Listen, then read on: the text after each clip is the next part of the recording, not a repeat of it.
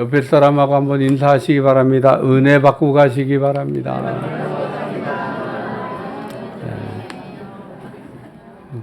하라고 그럴 때는 하셔야 돼요. 은혜 받고 가시기 바랍니다.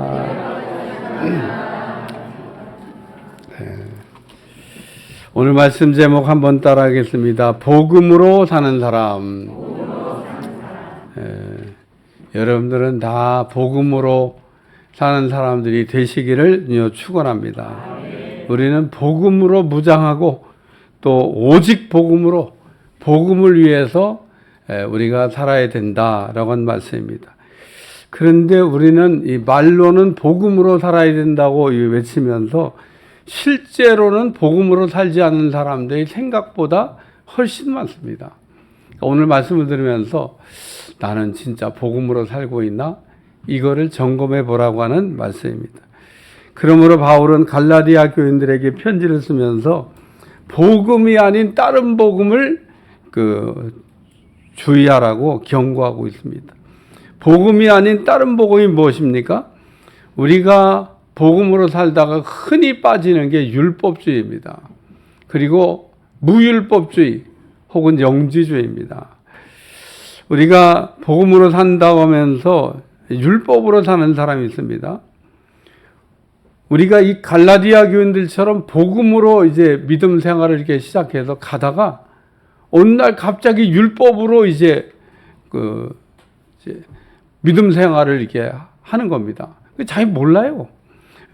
그냥 복음으로 믿음 생활을 하고 있는 줄로 생각을 합니다.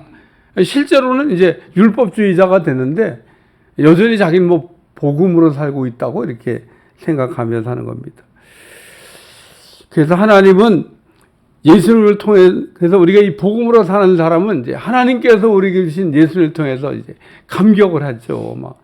야, 예수님이 이렇게 내게 은혜를 주셔서 내가 그 은혜로 이렇게 구원을 받았구나. 그러면서 감격해서 믿음 생활을 하다가 이제 야고보가 한 말씀이 생각이 나는 겁니다. 행함이 없는 믿음은 죽은 믿음이다. 그러니까 행함도 해야 되는 건가? 그래서 이제 믿음과 행함 사이에서 혼돈이 오기 시작하는 거예요. 이제 그러다가 율법으로 가는 겁니다. 그래서 갈라디아 교인들이 복음으로 시작을 했는데 나중에 이제 율법주의자가 됐습니다. 그리고 또 율법으로 시작하다가 어떤 사람은 무율법주의자, 영주주의자가 되는 사람도 있는데 오늘 우리가 복음으로 산다고 하면서 복음이 아닌 거를 우리가 붙들고 이게 살고 있지는 않는지, 복음이 아닌 거에 속아 살고 있지 않는지 점검해야 된다고 하는 말씀입니다. 가령 우리가 간음죄를 짓고 난 다음에 평생 고행하는 마음으로 이게 산다든지, 혹은 살인죄를 이렇게 저질러 놓고 그냥 평생 착하게 이제는 봉사하며 산다든지, 혹은 남의 걸 도둑질했으면 율법에 4배로 갚으면 된다 그랬으니까 4배로 갚으면 이제 나는 자유한 거야. 그러면서 구원의 자유를 만끽할 수 있냐 그런 얘기입니다. 하나님이 우리에게 율법을 주신 거는 죄를 깨달으라고 주신 거지 율법을 지킴으로 구원받으라고 주신 게 아닙니다. 만약에 율법을 지킴으로 구원을 받는 거라 그러면 바울이 아마 율법을 더 철저하게 잘 지키라고, 그런 구원 방법이 한 가지 있고 또 한 가지는 복음으로 우리가 구원받는 방법이 있는데 선택이다 이렇게 얘기했을 거예요. 그리고 또 바울은 이렇게 복음을 전하면서 동시에 율법도 가르쳤을 것입니다. 바울이 누굽니까? 바울은 철저하게 율법으로 살던 사람이었습니다. 그러니까 다른 어떤 사람보다도 율법으로 사는 거에 그다지 어려움이 없었을 거라고 생각합니다. 그러나 바울이 복음을 통해서 은혜 받은 다음에는 우리의 구원은 율법을 지킴으로 얻는 것이 아니라 오직 복음으로 얻는 것이다 라고 하는 것을 가르쳤다는 겁니다. 따라서 바울이 이방인들에게 가서 율법의 무거운 짐을 지은 게 아니라 오직 구원받는 것은 복음으로 얻는다는 걸 가르쳤는데, 근데 바울이 이렇게 갈라디아 지방에 이제 선교하고 돌아왔더니 예루살렘에 올라간 어떤 사람들이 무슨 소리 하는 거냐? 무슨 구원을 복음으로만 받냐? 율법도 지켜야 된다. 그래야 갈라디아 교인들이 막 이제 혼돈이 온 겁니다. 그래서 사도 바울이 우리의 구원이 율법으로냐 아니면 복음으로냐 이 문제를 정리해 달라고 예루살렘에 있는 사도와 장로들에게 이제 이 건을 이제 올린 겁니다. 그래서 사도행전 15장에 보면 예루살렘 공의회가 열려요.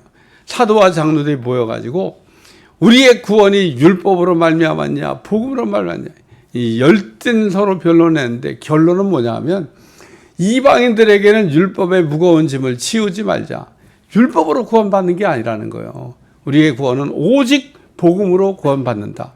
그런데 그래도 이방인들에게 신앙에 요긴한 이 몇 가지는 지키라고 그러는 게 좋겠다. 그게 뭐냐면 우상의 제물과 피, 목매어 죽인 짐승, 그리고 음행하는 거 이런 거는 멀리하라고 권면을 했습니다. 그래서 이렇게 예루살렘 공의회가 결의한 내용을 편지에다 써가지고 예루살렘에서 이제 뽑은 유다와 실라라고 하는 사람을 통해 가지고 수리아 안디옥 교회에 가서 그 편지를 읽어요. 이렇게 우리가 이제 이 문제에 대해서 결의했다. 그리고 사람들을 이렇게 가르쳤습니다.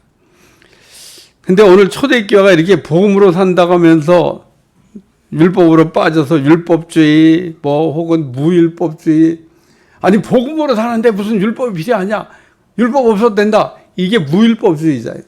그리고 영지주의 이런 거에 빠져가지고 복음이 아닌 것으로 이게 막 신앙생활을 했는데 오늘 우리도 이렇게 복음으로 우리가 믿음 생활을 한다 그러면서 우리도 이게 자칫 잘못하면 그렇게 빠져들 수가 있다라는 겁니다. 그렇기 때문에 오늘 우리가 복음이 뭔지를 분명히 알고 이 복음으로 우리가 무장을 하고 복음으로 살아가는 여러분들이 되시기를 축원합니다. 그래서 우리가 첫 번째 생활 말씀은 오직 은혜로 산다는 오직 은혜로 산다는 우리가 해서 복음으로 산다 이건 뭐냐면 오직 은혜로 산다 라고 하는 말과 같은 뜻이다 그런 의미입니다. 우리가 구원을 얻기 위해서 첫 번째 조건이 뭐냐면 은혜라는 겁니다. 은혜. 우리가 어떻게 구원을 받느냐? 은혜로 구원받을 수 있다는 거예요. 왜냐하면 우리가 이 하나님이 주시는 은혜가 없이는 하나님을 찾을 수도 없고 하나님을 만날 수도 없고 구원받을 수도 없다 그런 얘기입니다. 왜 그러냐? 인간이 전적으로 타락했기 때문에 그렇다는 겁니다. 따라서 우리가 복음으로 산다는 말을 제대로 이해하려면 따라서 내가 누구인가 이거부터 정리해야 된다는 거예요. 우린 내가 누구인가도 잘 몰라. 그래서 우리가 내가 누구인지 또 예수님이 누구인지를 우리가 알지 못하면 복음으로 사는 게 안 된다 그런 얘기입니다. 내가 누구냐? 우린 전부 죄인이라는 겁니다. 전부. 죄인 아닌 사람이 어디냐는 겁니다. 로마서 3장 10절 의인은 없나니 하나도 없다. 한 사람도 의인이 없다는 거예요. 이 땅에는. 그냥 도토리 키재기예요. 누가 더 죄가 크냐 작으냐 평가할 가치가 없어요. 다 똑같아. 그래서 다윗은 말하기를 나는 어머니 모태로부터 죄인이었다 이렇게 고백하고 있습니다. 시편 51편 5절 내가 죄악 중에 출생하였으며 어머니가 죄 중에 나를 잉태하였나이다. 근데 우리 가운데 어떤 사람은 바리새인이나 서기관들처럼 의인이라고 이렇게 생각하며 사는 사람도 있고 또 거기서 더 나가갖고 성자가 됐다고 이렇게 생각하며 사는 사람도 있는데 우리 의인도 아니고요. 우리 성자도 아니에요. 우리는 하나님 앞에 죄인입니다. 죄인. 그리고 우리가 이 죄라고 하는 걸 얘기할 때 죄는 세 가지 죄가 있습니다. 하나는 벌금형, 또 하나는 구금형, 또 하나는 사형. 이게 죄의 경중에 따라서 이게 달라지는 거예요. 우리가 죄 중에 제일 약한 거는 벌금이야. 그 다음에가 이제 신체를 구금하는 구금이야. 그 다음에 더 죄가 중하면 사형에 우리가 처하잖아요. 사형. 근데 우리의 죄값이 이 셋 중에 어느 거냐는 겁니다. 우리가 벌금형에? 그럼 돈 좀 벌어갖고 내면 되겠네. 우리가 구구명에 감옥 가서 며칠 살다 나오면 되겠네. 그게 아니다 이거예요. 우리는 사형에 해당되는 죄값을 갖고 있습니다. 따라서 우리가 그 죄값을 치르려면 죽어야 돼. 어떻게 죄값 치르고 죽으시겠어요? 그건 또 아니지. 그러니까 이 문제를 해결하기 위해서는 내가 죽든지 아니면 죄 없는 어떤 분이 나를 위해 죽어주든지 아니면 짐승을 잡든지 뭐 이런 방법을 택해야 된다는 겁니다. 구약 성경 보면 짐승 잡아갖고 제사 드린 거예요. 근데 이 짐승 잡아드리는 속죄는 이게 효력이 1년밖에 안 돼. 그래서 해마다 이 속죄제를 드려야 되는 겁니다. 영원한 속죄가 안 된다는 거예요. 그래서 하나님이 그 죄가 없는 예수님을 땅에 보내가지고 그 예수님을 십자가에서 대속죄물로 죽게 하시고 우리가 그거를 우리가 믿으면 구원을 해주시는 겁니다. 그래서 이걸 뭐라고 하냐면 십자가의 대속의 은혜라 그렇게 하는 겁니다. 우리가 막 은혜 그러면은 하나님의 말씀을 들으면서 깨달음을 얻는 것도 은혜라고 그래요. 우리가 그 말씀 듣고 나가다가 막 목사님 막 은혜 받았습니다. 막 이런 인사를 가끔 들어요. 자주 들으면 좋겠는데. 아유, 사람들이 아주 인색하기가 짝이 없어. 아주 은혜 받고 하면서도 은혜 안 받았어도 은혜 받고 왔다면 다음 주에 은혜 주시겠지. 그런 인사 막 은혜 받으면 근데 우리가 말씀을 듣고 내가 이게 뭔가 막 가슴에 쿵 와서 깨달음이 온 거를 우리가 은혜 받았다고 그래요. 깨닫는 은혜라고 깨닫는 은혜. 그리고 또 우리가 그 은혜를 받는다고 얘기할 때 그 병을 이렇게 고침받는 거. 하나님의 교회 나오면 우리 하나님은 이렇게 고치시는 분이시잖아요. 무슨 병이든지 고쳐주십니다. 저는 참 목회하면서 참 많은 병자들이 낫는 걸 봤어요. 그래서 야, 참 우리 하나님은 진짜 병자를 고치는데 능하신 분이다. 그래서 병자 고치는 간증을 많이 갖고 있습니다. 그 다음에 또 우리가 그 은혜가 뭐냐면 하나님이 우리에게 은사 성령 안에서 막 은사를 주시는데 그 어쨌든 영적인 생활을 잘하라고 은사를 주잖아요. 그것도 우리가 은혜 받았다고 얘기하는 거예요. 성령을 우리가 막 받는 것도 성령의 불을 받는 것도 은혜 받았다고 얘기하는 거예요. 근데 이것도 다 은혜지만은 은혜 중에 은혜가 뭐냐? 예수님께서 나를 위하여 십자가에 죽으시고 십자가의 그 피로 나의 죄를 대속했다고 하는 게 은혜 중에 은혜라는 거예요. 그래서 은혜라고 하는 게 뭐냐? 예수님이 우리를 위해 구원자로 오셔서 십자가에서 대속하셨다는 거. 이게 은혜라는 겁니다. 로마서 1장 17절 복음에는 하나님의 의가 나타나서 믿음으로 믿음에 이르게 하나니 기록된 바 오직 의인은 믿음으로 말미암아 살리라 함과 같으니라. 복음에는 하나님의 의가 나타났다는 겁니다. 복음에는 칭의가 들어있다는 거예요. 우리는 전부 죄인인데 어떻게 의인이 될 수 있냐는 겁니다. 우리는 예수님 구원자가 되신 복음으로 죄인이 의인이 된다는 거예요. 예수님의 십자가의 대속으로 죄인된 우리가 그걸 믿으면 의인이라고 하나님께서 인정해 주신다. 그런 얘기입니다. 따라서 우리가 복음 안으로 들어가면 거기에는 칭의라고 하는 게 하나님이 우리를 의인이라고 이렇게 여겨주시는데 이거를 우리가 하나님의 은혜라.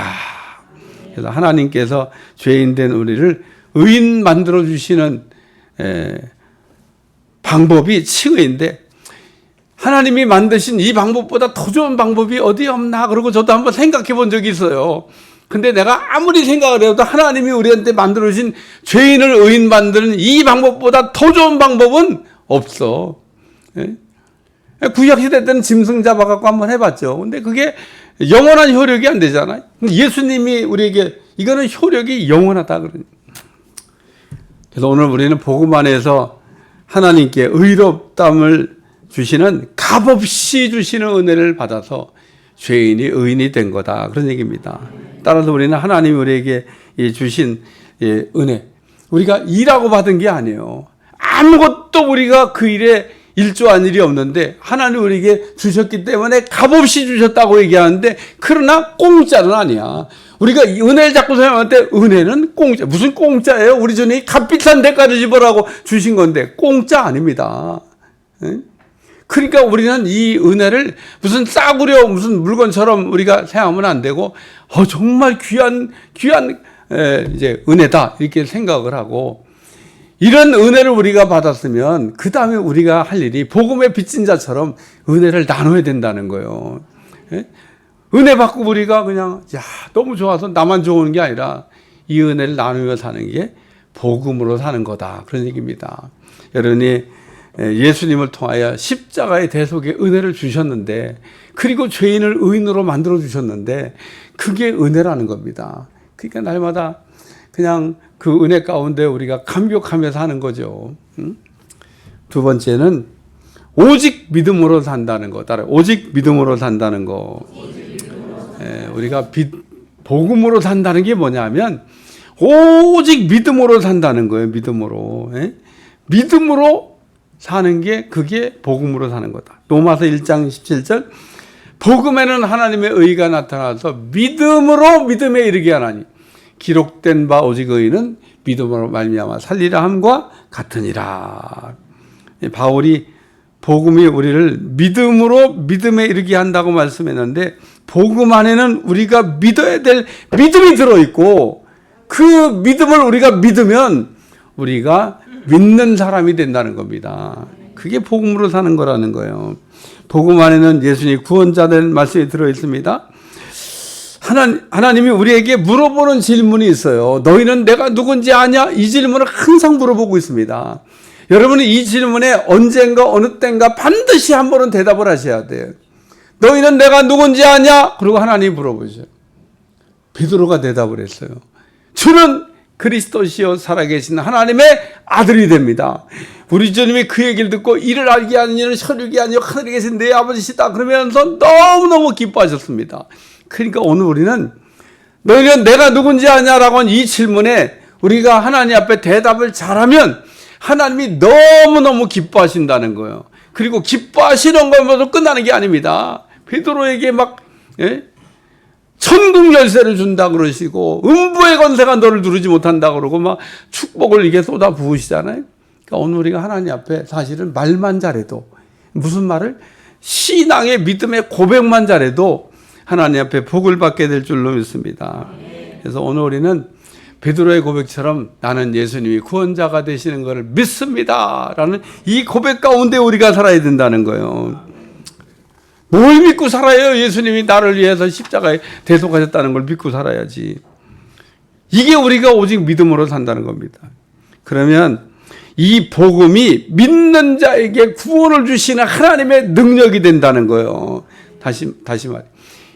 우리가 이 복음을 믿으면 이 복음을 믿는 사람에게 구원을 주시는 하나님의 능력이 된다는 거예요. 그렇지만 우리가 이 복음을 안 믿으면 어떻게 되냐? 그러면 이 구원을 주신 하나님의 능력이 아무 상관이 없어. 아무 효력을 발생 안 해. 이 복음은 우리가 믿을 때만 구원을 해주시는 하나님의 능력이 되는 거다, 그런 얘기입니다. 따라서 오늘 우리는 어떻게 살아야 되냐? 믿음으로 살아야 된다는 거예요. 안 믿으면, 그러면 아무것도 내 삶에 일어나지 않아요. 요한복음 1장 12절, 영접하는 자 곧 그 이름을 믿는 자들에게는 하나님의 자녀가 되는 권세를 주셨다고 그러는데, 우리가 믿는다고 하는 말과 영접한다고 하는 말이 같은 거라는 겁니다. 우리가 믿는다고 그러면 받아들여야 된다는 거예요. 수용해야 된다는 겁니다. 그런데 우리가 그럼 안 믿는 건 뭐예요? 그럼 거부하는 겁니다. 세상에 여러분 나가보면 복음을 거부하는 사람들이 많이 있잖아요. 복음 전해봐요. 아멘 그러고 받아들이나? 됐어요. 그리고 안 믿겠다고 그냥 이런지에 단칼에거든요. 무슨 복음이 나쁜 물건이나 되는 줄 아나 봐. 그래서 복음을 들고 우리가 복음이 우리 마음속에 들어오게 되면 우리 인생에 변화가 일어나는 겁니다. 믿으시길 바래요. 우리의 인생은 수고와 노력에 의해서 바꿀 수 있는 게 아닙니다. 우리의 인생은 아무리 우리가 수고와 노력을 해도 눈꽃만큼도 변경할 수가 없습니다. 왜 그러냐? 우리의 인생이 잘 되지 못하도록 방해하는 마귀가 있기 때문에 그렇습니다. 우리가 잘 살도록, 우리가 행복하게 살도록 마귀가 그냥 놔둘 것 같습니까? 절대로 그만 안 둡니다. 마귀가 없다고 그러면은, 내가 마귀란 이놈의 존재를 모른다 그러면 그냥 여러분이 열심히 노력하고 수고하면 그냥 그럭저럭 괜찮게 잘 살 수 있어요. 열심히 그냥 아무것도 안 믿고 살아도 괜찮을 것 같아요. 이렇게 얘기하겠지만, 여러분이 이 복음으로 무장하고 복음이 되시는 예수님을 믿지 않으면 여러분의 인생은 아무리 수고하고 애를 써도 마지막에는 결론적으로 아무것도 안 된다는 겁니다. 안 될 수밖에 없습니다. 그러므로 우리는 복음을 믿고 복음으로 살아야 되는데 복음을 믿을 수 없다고 거절합니다. 어떤 사람은 복음이 되시는 예수님에 대한 믿음이 생기지 않아서 불신자로 사는 사람이 있습니다. 복음이 되시는 예수님을 믿어야 될 이유가 뭐냐? 복음이 되신 예수님 안에서 우리의 인생을 풀어주시기 때문에 그렇다는 거예요. 그거를 구원이라고 얘기하는 겁니다. 오늘 우리의 인생의 모든 묶인 문제들은 복음이 되신 예수 안에서 풀어진다는 것을 믿으시기를 축원합니다. 그래서 오늘 우리가 누리는 이 복음을 믿으면 묶인 것들이 저절로 풀어지는 자유함을 누리게 된다는 겁니다. 복음 안에 있는 믿음으로 사는 사람들은 더 이상 마귀의 휘둘림을 받을 필요가 없기 때문에 그런 겁니다. 우리가 복음 안에 있는 예수님을 믿지 않으면 마귀의 올무에서 벗어날 방법이 없습니다. 천하 어떤 방법으로도 우리가 이 마귀의 이 괴계로부터 벗어날 수 있는 방법이 있냐? 없습니다. 따라서 우리가 우리의 인생을 망하는 길로 이끌고 가는 이 마귀의 인도를 받으면 결국은 망하게 되어 있습니다. 그래서 바울은 빌립보 감옥에 갇혀 있을 때 간수가 이제 묻는 질문이 있었어요. 내가 어떻게 해야 구원을 얻겠습니까? 간수가 물어봤던 거예요. 그러니까 바울이 아주 간단하게 대답합니다. 주 예수를 믿으라. 그래야만 너와 내 집이 구원함을 얻으리라. 예? 창세기 12장에 나오는 아브라함은 하나님의 말씀을 듣고 믿음으로 의롭다 하심을 얻고 믿음으로 사는 사람들의 믿음의 본이 되었다는 겁니다. 우리가 하나님의 말씀을 들을 때 기본이 뭐냐면 하나님의 말씀을 듣고 그대로 믿는 겁니다. 우리가 무슨 하나님의 말씀에 그렇게 의심이 많이 들어요. 그거 누가 넣는 거냐? 마귀가 넣는 겁니다. 그냥 하나님의 말씀을 들을 때는 아멘으로 받으셔야 돼요.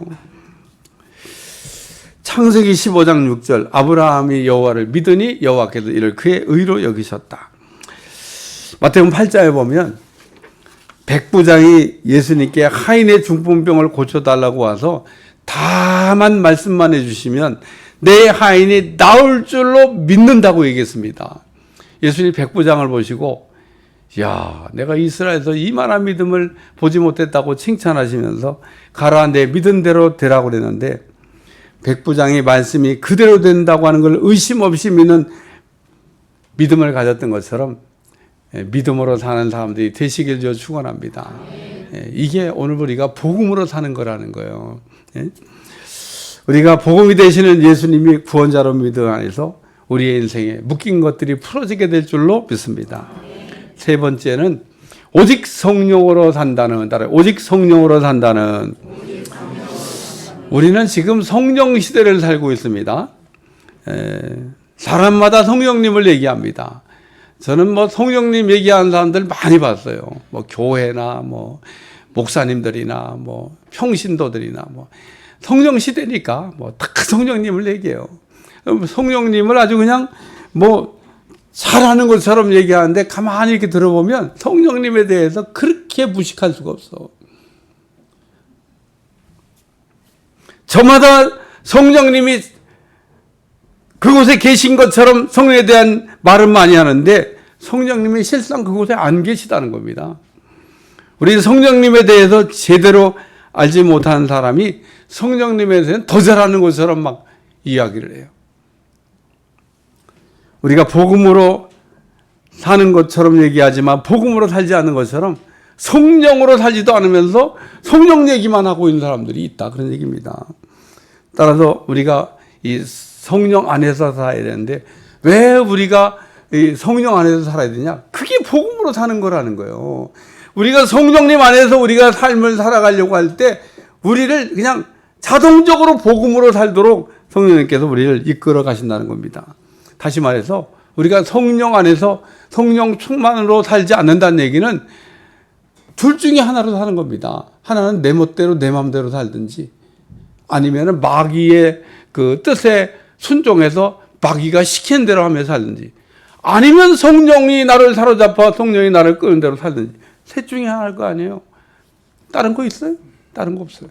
우리는 내 멋대로 내 마음대로 살든지, 아니면 마귀가 시키는 대로 하면서 마귀의 종으로 살든지, 아니면 우리는 성령이 우리를 시키는 대로 성령에 사로잡혀 살든지, 셋 중에 하나라니까요. 그러니까 우리는 세 번째, 우리가 성령에 사로잡혀 우리가 살아야 복음으로 살 수가 있다는 겁니다. 성령님을 우리가 무시하면 복음으로 사는 것 자체가 불가능해요. 그래서 우리가 성령님의 도우심을 받아야 된다는 거예요. 성령님의 도우심으로 복음 안으로 들어가시기를 주어 축원합니다. 로마서 1장 17절, 복음에는 하나님의 의가 나타나서 믿음으로 믿음에 기록된 바 오직 의인은 믿음으로 말미암아 살리라 함과 같으니라. 기록된 바 오직 의인은 믿음으로 말미암아 살리라고 했는데, 이게 무슨 뜻입니까?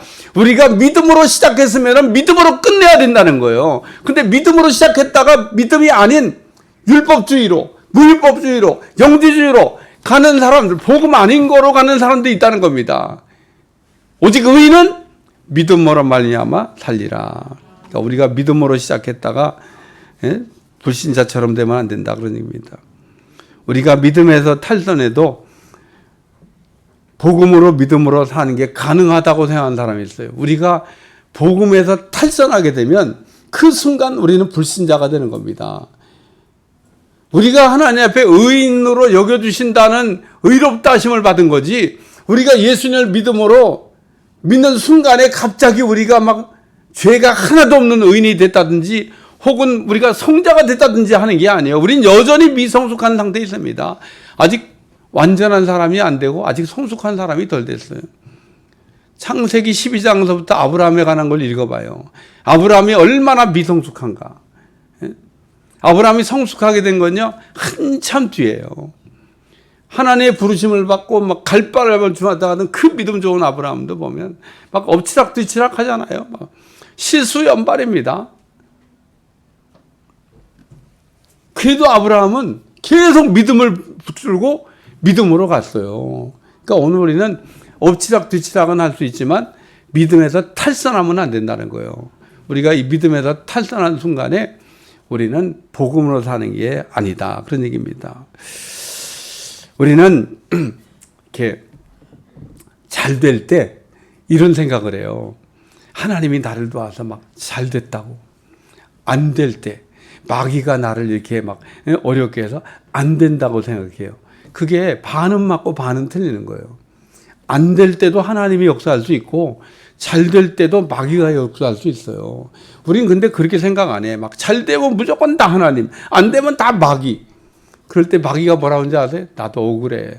내가 한 것도 아닌데 뭐든지 다 왜 나 잘못되면 다 내 탓이야, 내 탓. 내가 언제 그걸 했어? 나 관여도 안 했구만. 그리고 마귀가 얘기할 수 있어요. 우리는 꿈이나 환상을 통해서 하나님만 그걸 말씀할 수 있다고 생각하면 안 돼요. 마귀도 꿈이나 환상을 통해서 얼마든지 우리에게 접근할 수 있다는 거예요. 그 사람들은 막 뭘 봤다 들었다 그러면 막 그게 다 하나님의 음성이다, 분별도 안 해. 거기다가 뭐가 그렇게 한 다음에 막 쫙 잘 나가면, 야, 이건 하나님의 뜻이다 그래. 하나의 뜻인지 아닌지 분별해 봤어요? 여러분, 언제나 모든 거는 이렇게 시작하기 전에 딱 분별을 들어가야 되는 거예요. 특히 잘 될 때 더 잘 분별해야 돼요. 뭐 속으면 안 되니까. 제가 늘 얘기하잖아요. 마귀는 우리를 처음에 잘 되게 한 다음에, 다시 말해서 높이 올려놓은 다음에 그냥 갑자기 바닥으로 떨어지게 만드는 거예요. 성전 꼭대기에 올려놓고 뛰어내리라고 하잖아요. 올려주질 만들지. 근데 그렇게 올라갔다 떨어지면요, 그 사람은 재기할 수가 없어.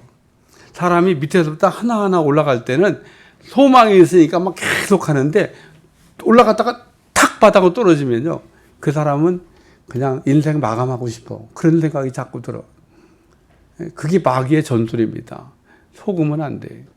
그러니까 오늘 우리는 하나님 우리를 막 딱 높여주셨는데, 이건 또 신기한 게 있습니다. 절대 안 떨어져. 여러분, 하나님이 우리를 높여주신 거는 절대 안 떨어집니다. 인간이, 마귀가 우리를 도와서 올라간 건 어느 날 갑자기 추락하는데, 하나님이 올려준 거는 절대 그게 떨어지지 않습니다. 그러니까 하나님이 하시는 방법과 마귀가 일하는 방법이 비슷한 것 같은데 결론이 달라요. 그러니까 오늘 우리는 성령님 안에서 우리가 믿음 생활을 하셔야 된다는 거예요. 그래야 우리가 믿음으로 살고 복음으로 살고 우리가 탈선하지 않고 살고 제대로 갈 수 있다는 겁니다. 여러분에게서 성령님의 도우심을 요청하셔야 돼. 왜 성령님이 여러분들을 그렇게 섬세하게 안 도와주시냐? 도와달라고 하니까. 우리는 시도 때도 없이 성령님을 찾아야 돼요. 성령님이 좀 나를 좀 도와주시길 바랍니다. 그러면 지혜도 주실 수가 있고 능력도 주실 수가 있고 또 인도도 해줄 수가 있고 깨닫기도 할 수도 있고 뭐 가지가지 은혜를 성령이 줄 수 있다는 겁니다. 예? 그래서 오늘 우리는 성령님 안에서 우리가 살아가려고 그럴 때, 예? 성령님 안에서 살아가려고 그럴 때 우리가 곁길로 가다가도 제대로 가요. 성령님만 의지하시면 됩니다. 그게 복음으로 사는 거라는 거예요. 결론적인 말씀은 우리가 복음으로 사는 사람이 되려면 하나님이 내게 주신 십자가의 대속의 은혜, 이걸 잊어버리면 안 된다는 겁니다. 우리가 이 은혜를 우리가 기억하고 우리가 살아야 돼요. 예수님이 나한테 이렇게 값비싼 대가를 지불하고 은혜를 주셨구나. 우리가 이 은혜를 기억하고 사는 것을 우리가 뭐라 하냐? 복음으로 산다. 또 우리가 오직 복음 안에서 우리가 믿음으로 살아야 되는데 예수님을 통하여 우리에게 주신 믿음을 우리가 수용하고 그 믿음을 받아가지고 살아야 되는데 이렇게 우리가 살면 예수님 안에서 우리 주님께서 우리 인생에 묶인 것들을 다 풀어주신다는 거예요. 여러분은 알든 모르든 묶인 것들을 다 가지고 있습니다. 묶인 게 없는 사람, 큰 사람도 없습니다. 우리가 다 하나님 앞에 죄인인 것처럼 그 죄인이란 말이 묶였다는 거예요. 근데 예수님 안에서 풀어주신다잖아요. 오직 예수님을 믿음으로 우리 인생에 묶인 것들이 풀어지는 역사가 일어나시길 주어 축원합니다. 그리고 우리가 이 복음 안에서 우리가 복음으로 무장하고 복음의 삶을 살기 위해서는 그냥 성령님을 의지하시면 돼요. 그러면은 성령님께 여러분들을 복음의 길로 이끌어 주실 줄로 믿습니다. 기도하겠습니다. 하나님, 오늘도 복음이 아닌 다른 복음으로 살지 않게 도와주시고 오직 복음으로 살 수 있도록 축복해 주옵소서. 예수님의 이름으로 기도합나이다. 아멘.